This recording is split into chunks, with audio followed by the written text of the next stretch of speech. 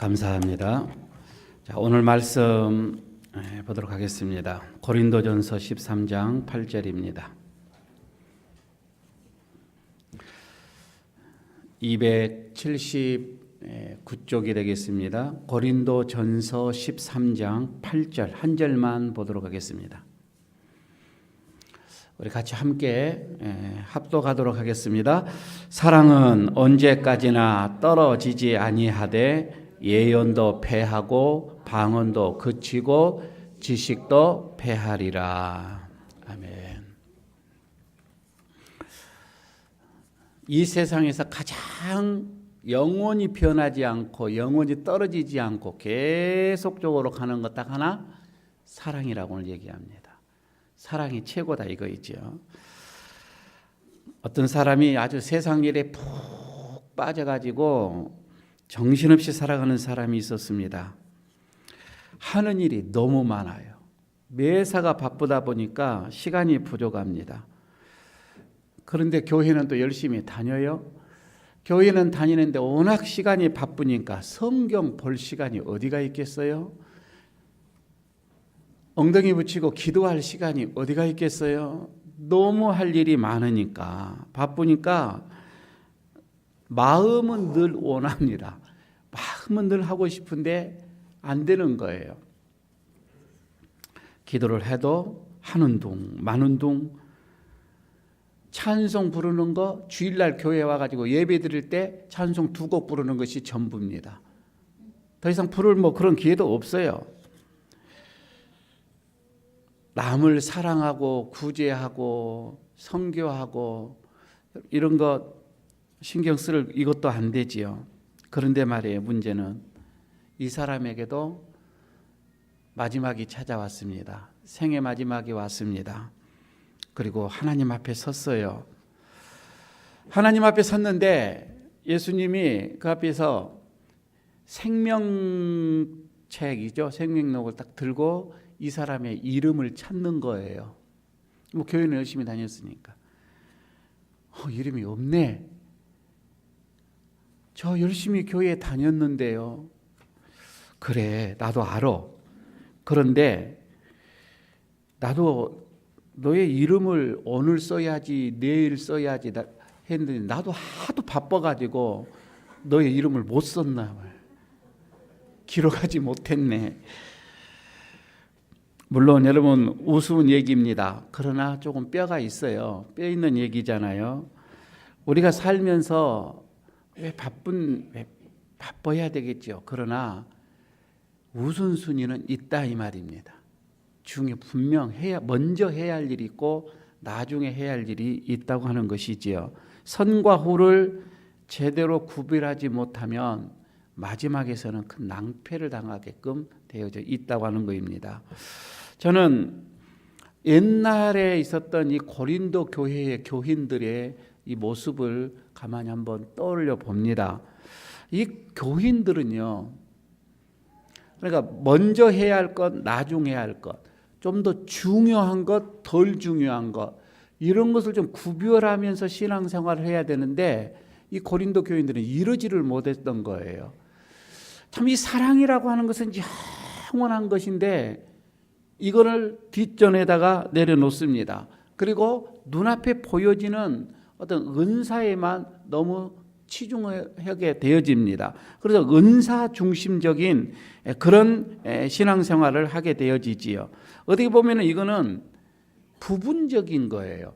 온전한 것이 아니라 이 말이죠. 성숙한 것보다는 이런 사람들 더 미숙한, 오늘 오전에 말씀드렸던 것처럼 좀 초보적인 거, 유치하고 초보적인 거에 너무 신앙생활을 거기에 포인트를 맞추고 있는 것입니다. 온전한 것보다는 아주 부분적인 것에 생명을 거는 지금 고린도 교인들의 모습이었습니다.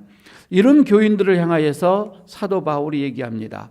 좀 궁극적이고 좀 본질적이고 좀 더 영원한 거에 대해서 좀 신경을 좀 쓰고 거기에 초점을 맞춰라. 그게 뭐이죠? 사랑이라 이 말입니다. 여러분, 이 사랑은 사랑만이 영원하고 사랑만이 온전하고 사랑만이 성숙하다 이런 얘기죠. 그래서 베드로도 바울만 이런 얘기하는 것이 아니라 베드로도 4장 8절에서 이렇게 얘기하죠. 무엇보다도 서로 뜨겁게 사랑할지니 사랑은 허다한 죄를 덮느니라. 죄는 사랑 앞에서 힘을 쓰지 못하는 거예요. 여러분요, 사랑이 있으면 죄는 다 덮어지게끔 되어져 있습니다. 그런데 사랑이 없기 때문에 자꾸 죄가 살아나요. 죄가 보이는 거예요. 고린도 교회에서도 여러 가지의 문제들이 있는데 아니에요. 딱 하나 더 요약하면 거기에는 사랑이 없었어요. 사랑이 부족했다 이 말씀이죠. 그들은 사랑보다는 앞에 눈에 보여지는 어떤 이런 은사, 누구 것이 더 크냐. 그래서 그걸 구하고 간구하기에 더 갈급했던 것을 보게 됩니다. 교회에 덕을 세운다, 이것보다도 더 은사에 치우쳐졌다고 하는 것이지요.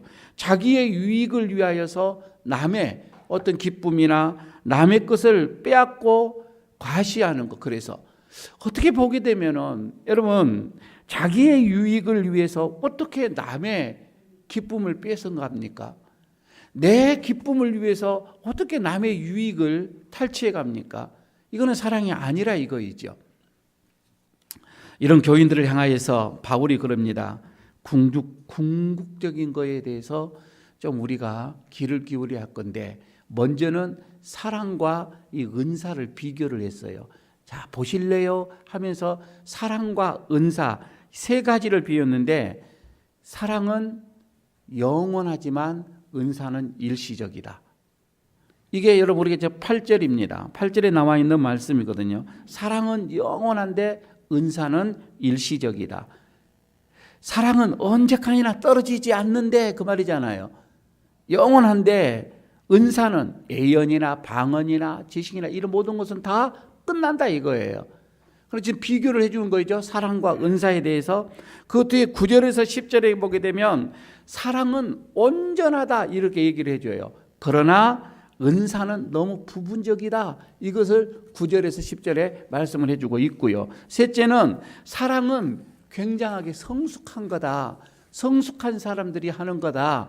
그러나 은사는 초보적이다. 이것을 또 말씀을 해주고 있는 거거든요.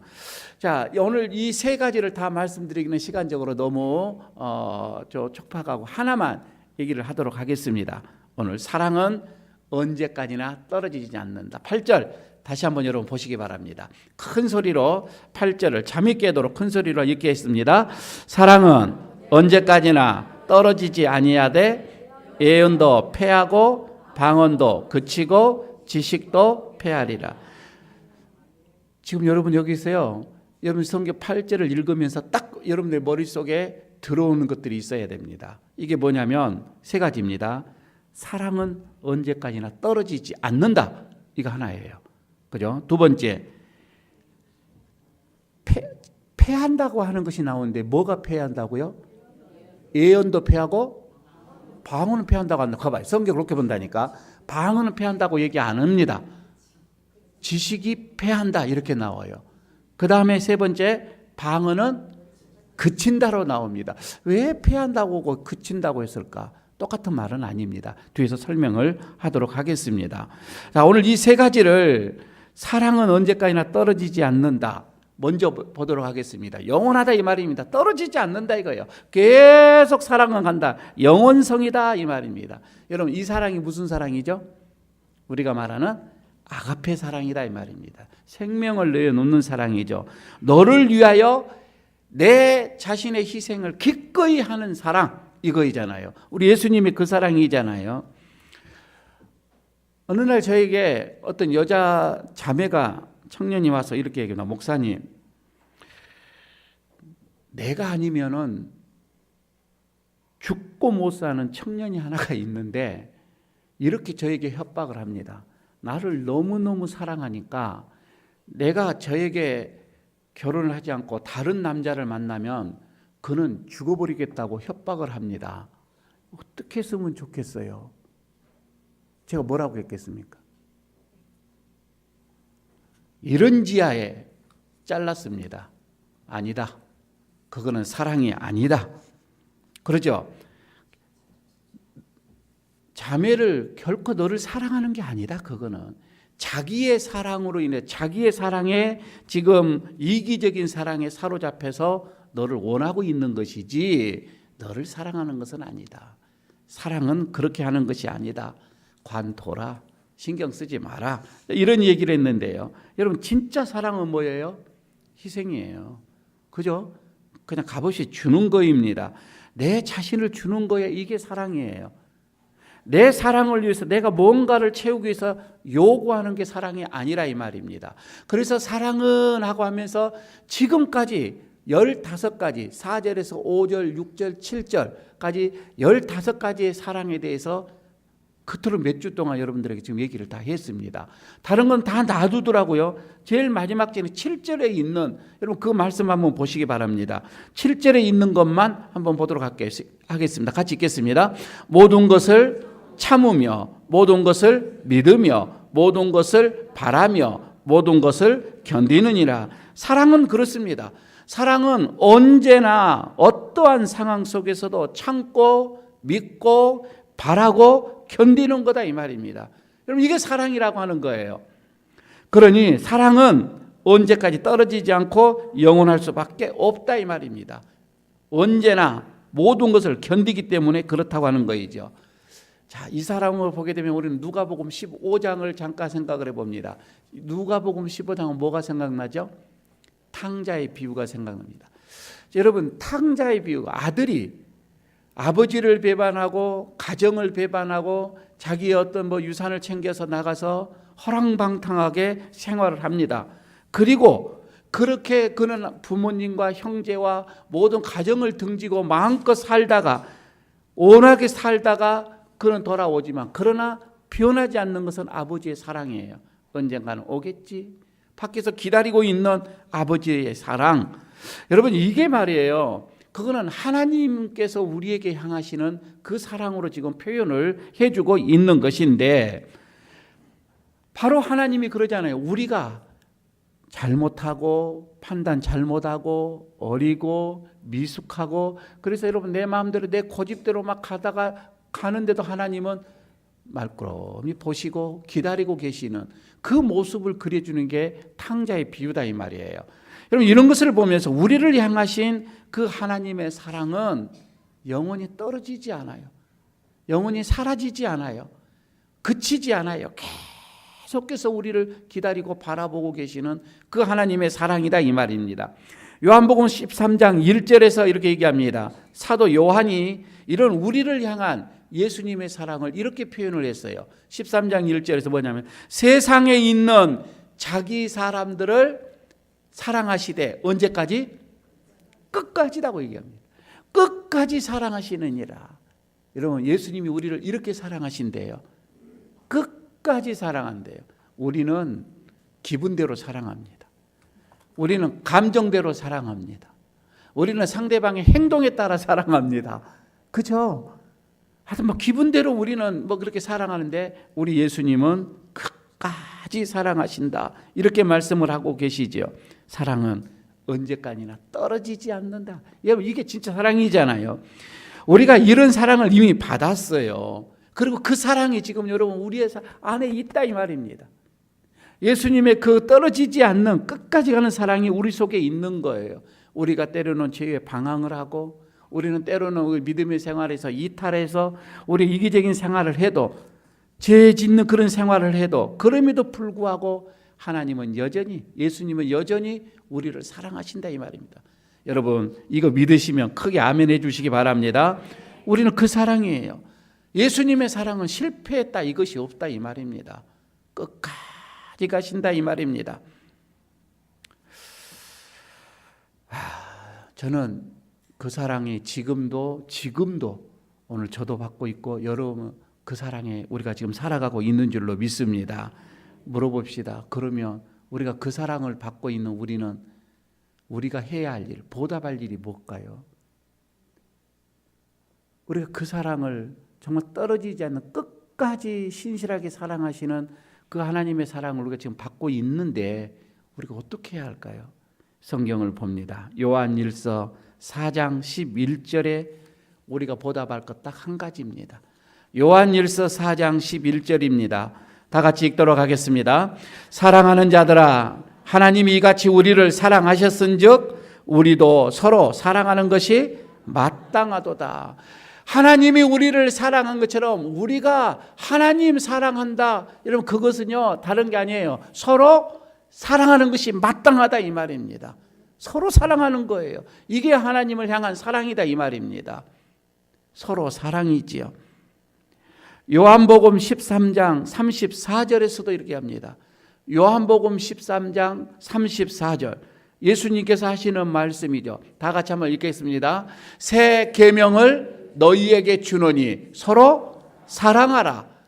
내가 너희를 사랑한 것 같이 너희도 서로 사랑하라. 여러분, 이거입니다. 내가 너희를 이처럼 끝까지 사랑한 것처럼 너희도 너희들끼리 서로 끝까지 사랑해라 이 말입니다. 감정에 따라 사랑하지 말고, 기분에 따라 사랑하지 말고 끝까지 사랑해라 이 말입니다.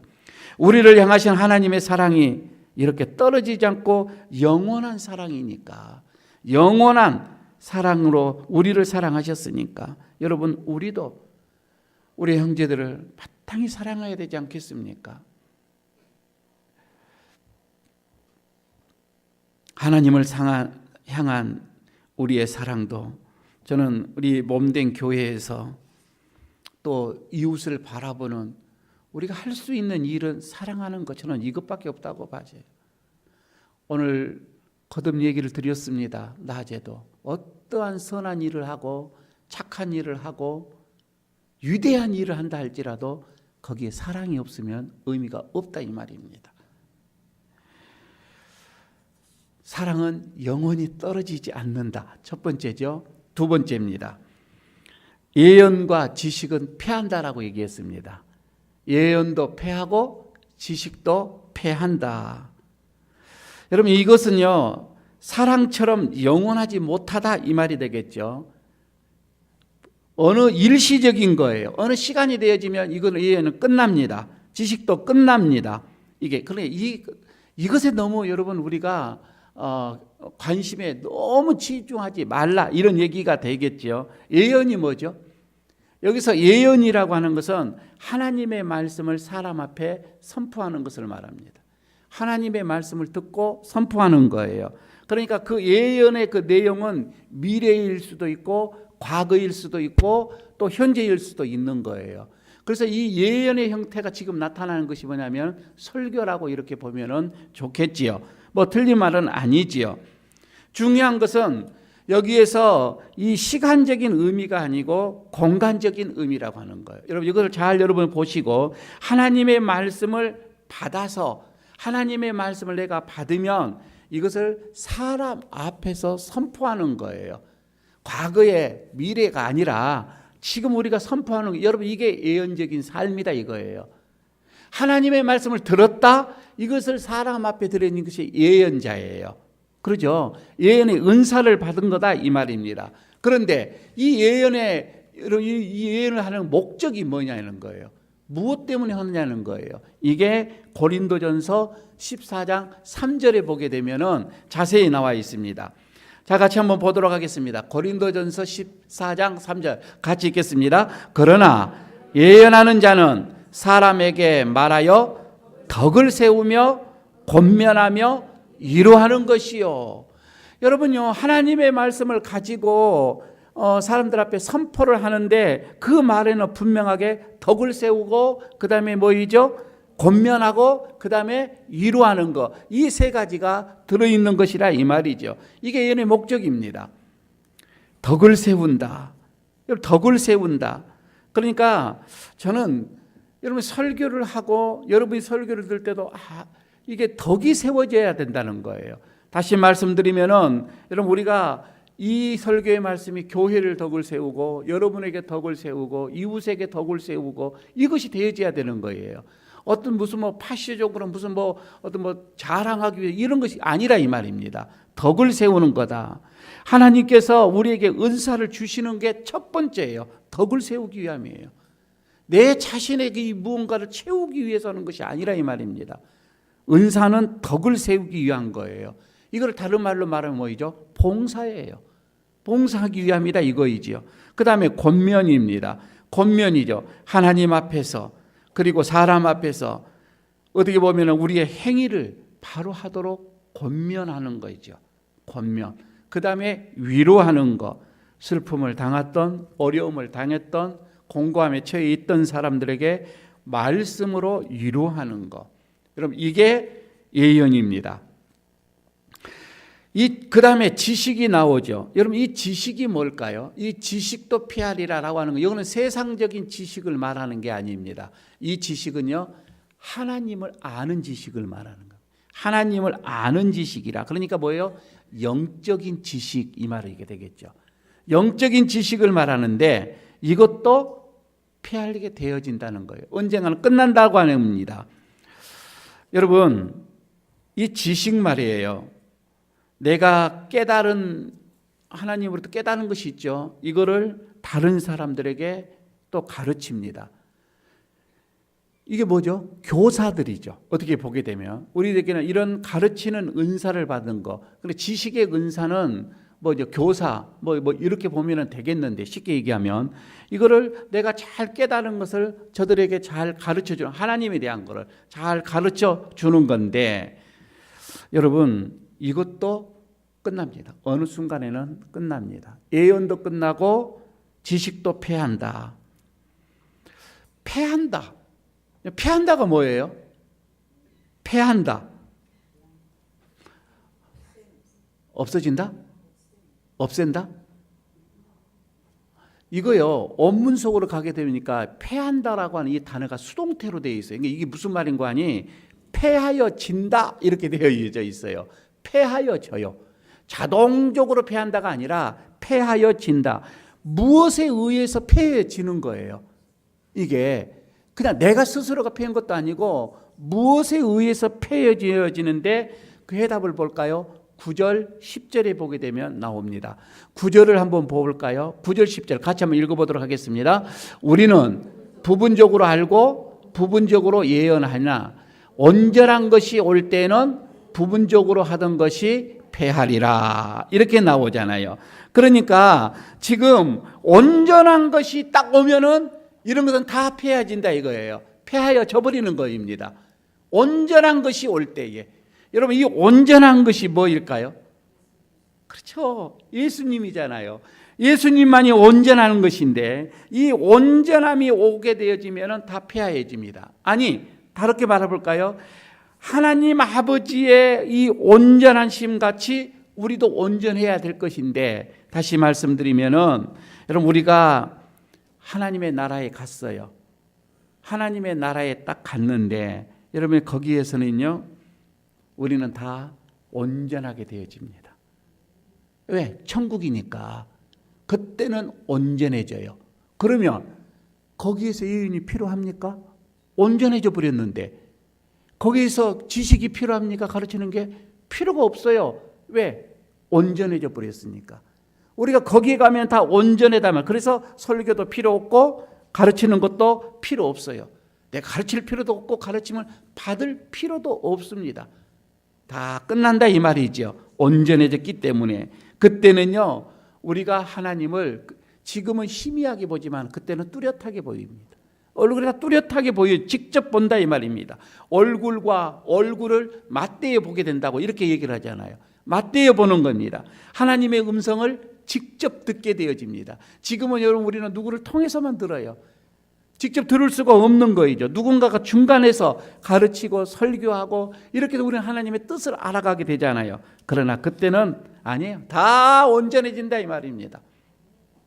온전한 사람으로 되어지는 거예요. 그래서 예언과 지식은 계속 갈 필요가 없다 이 말입니다. 패하여진다. 그런데 고린도 교인들은 그렇지 않았다 이 말입니다. 이런 게 패하여지고 없어질 것에 그들은 더 신경을 많이 쓴 거예요. 거기에 더 어떻게 보면 집중을 했다 이거이지요. 교회의 덕을 세우기 위해서 이런 은사를 구하는 것이 아니라 자기의 자신을 좀 더 높이기 위해서, 자기의 자신을 좀 더 나타나기 위해서, 자기의 자신을 좀 더 돋보이기 위해서 이런 은사들을 구했고 또 자기에게 있는 은사들을 과시했다 이 말입니다. 저 여러분들에게 정말 말씀드리고 싶은 게 뭐냐면 교회 안에서 너무 내 자신이 나타내지는 것은 옳지 않는 거예요. 그렇잖아요. 예수님이 나로 통해서 예수님이 나타나야지요. 여러분요, 누가 목사를 바라보면서 목사에게 함께 하시는 그 예수님을 봐야 되는데 그 예수님은 보이지 않고 목사만 본다면 이거 목사 상당히 문제가 있는 거예요. 그죠? 이거는 목사뿐만 아니라 우리 모두가 다 그럽니다. 내 자신이 내 자신이 다른 사람들로 인해서 돋보여지고 나타나는 것은 이거는 옳지 않는 거예요. 그런데 고린도 교인들은 그러지 않았습니다.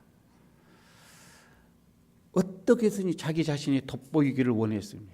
그래서 더 강력한 은사를 원했고 더 큰 은사를 원했고 다른 사람보다 구별되고 차별되어진 그 은사를 그들은 원했고 강구했더라 이 말입니다. 여러분 혹시 우리가 신앙생활하면서 그런 마음들, 그런 심리가 우리들에게는 없나요? 만약 있다면 우리는 고린도 교인들과 똑같은 것이지요. 오늘 바울이 외칩니다. 뭐라고 합니까? 사랑은 언제까지나 떨어지지 아니하나 장로직도 패하고 권사직도 패하고 부서의 부장들도 다 패하리라. 그 말이 아니겠어요? 오늘 우리가 이렇게 해석을 한다면 말입니다. 은사 자체가 중요한 것은 아니라 이 말입니다. 직분 자체가 중요한 것이 아니라 이 말입니다. 이런 것은 다 패하여집니다. 여러분 이거에 대해서 너무 우리가 신경 쓰지 마십시다. 직분에 대해서 너무 우리가 연연하지 마십시다. 그죠? 어떤 목사님이 죽어서 천국에 갔어요. 천국에서 대대적인 환영식이 있는 겁니다.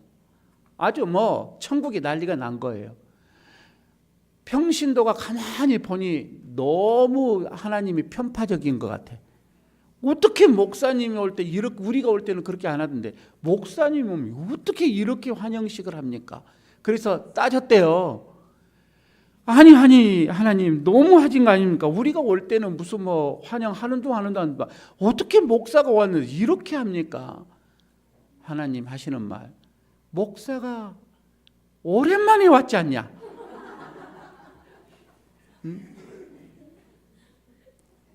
너무 오랜만에 와가지고 귀에서 이렇게 환영 행사를 하는 거다. 여러분 그런 것 같습니다. 우리가요 웃자고 하는 얘기지만 은사와 직분 이 자체가 중요한 것은 아닙니다. 내가 사랑으로 섬기느냐 이게 중요하다 이 말입니다. 사랑으로 섬기느냐.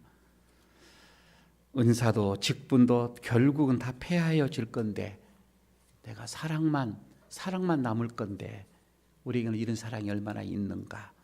자 마지막에 하나 더 봅시다. 문제는 방언입니다. 방언은 어쩐다고요? 폐한다는 것이 아니에요. 방언은 그친다. 예언과 지식은 폐한다라고 했는데 방언은 그친다. 폐한다는 수동이에요. 조금 전에 얘기했던 거죠.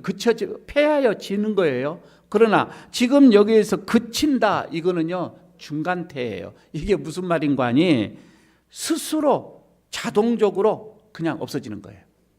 누구에 의해서가 아니라 그냥 중간태로 썼습니다. 그러니까 예언과 지식은 온전한 것이 오면은 이게 없어지는데 폐하여지는데 그러나 방언은 어떻게 해요? 그냥 스스로 없어져 가버리는 것입니다. 그쳐진다 이 말이죠. 무엇에 의해서 중단된 것이 아니에요. 그냥 스스로예요. 더 재밌는 얘기 한번 해볼까요? 9절 10절을 보실까요? 9절 10절에 보게 되면 우리는 부분적으로 알고 부분적으로 뭐예요? 예언하나. 온전한 것이 올 때는 부분적으로 하던 것이 패한다.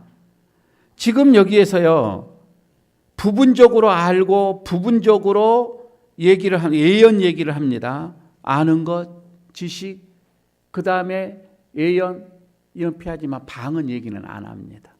방언 얘기는 그 뒤에는 안 해버립니다. 그러죠? 전혀 언급이 없습니다. 여기요. 방언은 이걸로 끝납니다. 성경에 보시면은 방언 얘기는 안 합니다. 바울이요. 이 방언 얘기를 그 뒤에라도 좀 해줘야 되는데 없어요.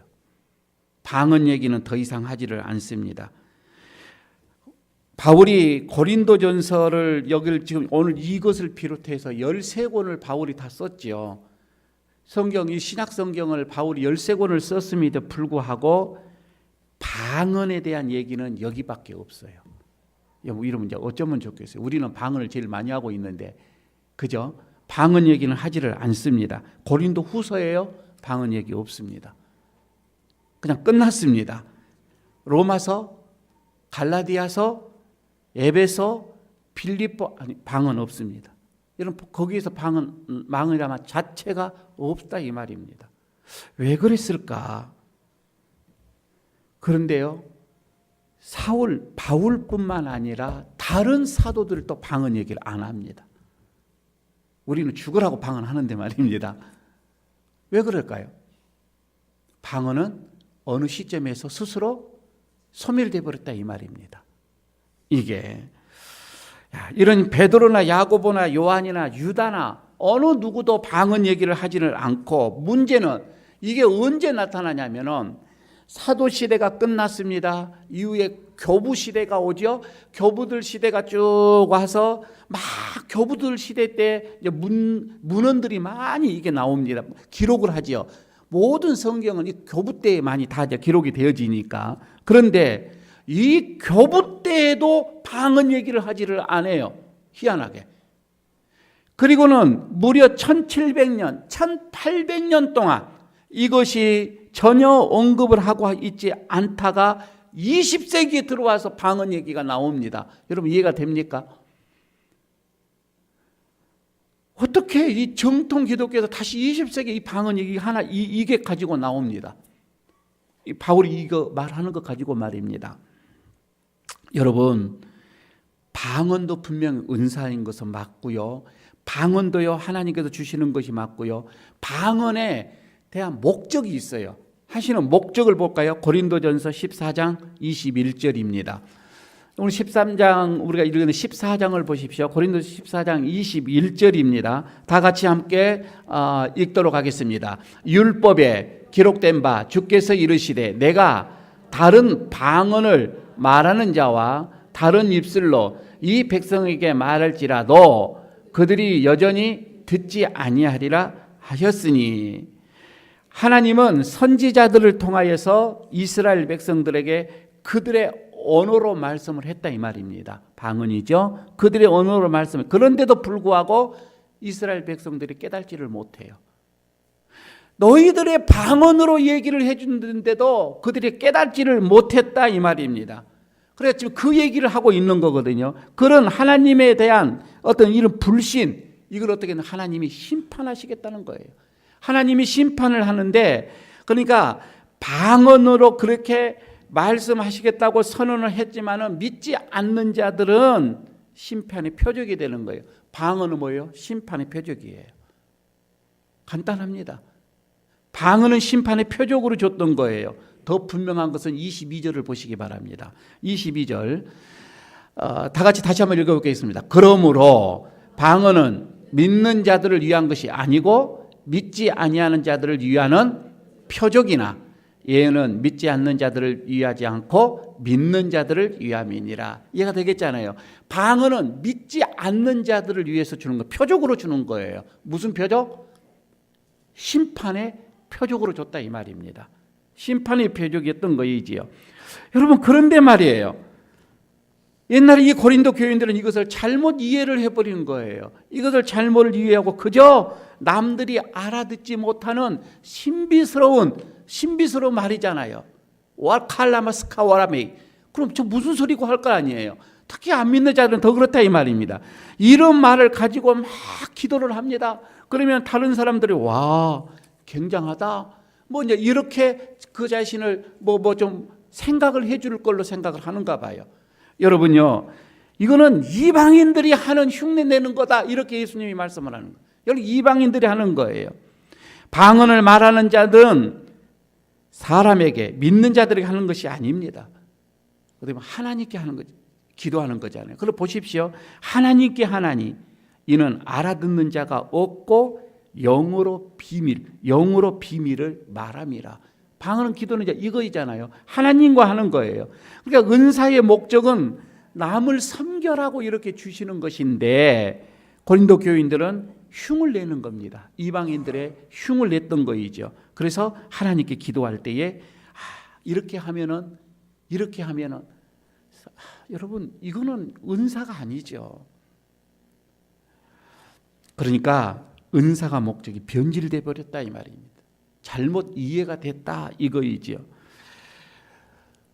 몰몬교 창시자, 그러니까 말일 예수 그리스도죠. 몰몬교 창시자가 조셉 스미스라고 하는 분이에요. 이분이 하는 얘기가 있어요. 여러분 같은 단어를 가지고 혀를 조금 꼬불려 가지고 막 혀를 구부리고 한번 계속 반복해서 그 단어를 얘기를 하십시오.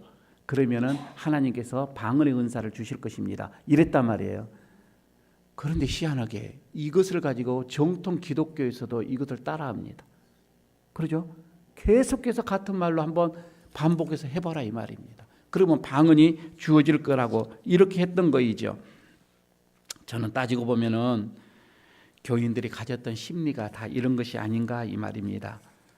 남들에게 없는 것 나에게, 내 자신에게 있다고 하는 것을 은연중에 과시하고자 싶은, 여기서 이런 것들이 생겨나지 더 집중하지 않았느냐 이 말이에요. 여러분 은사는 하나님께서 필요에 따라서 주시는 거입니다. 그렇죠? 그 사람에게 꼭 필요해서 주는 거예요. 그러면 내가 은사를 받으면 하나님이 주신 덕이 되라고, 사람들에게 덕, 교회의 덕, 이웃의 덕이 되라고 이런 은사를 주셨다. 여러분 그거 가지고 여러분 덕스러운 삶을 살면 되는 거예요. 내 자신을 세우는 것이 아니라 이 말입니다.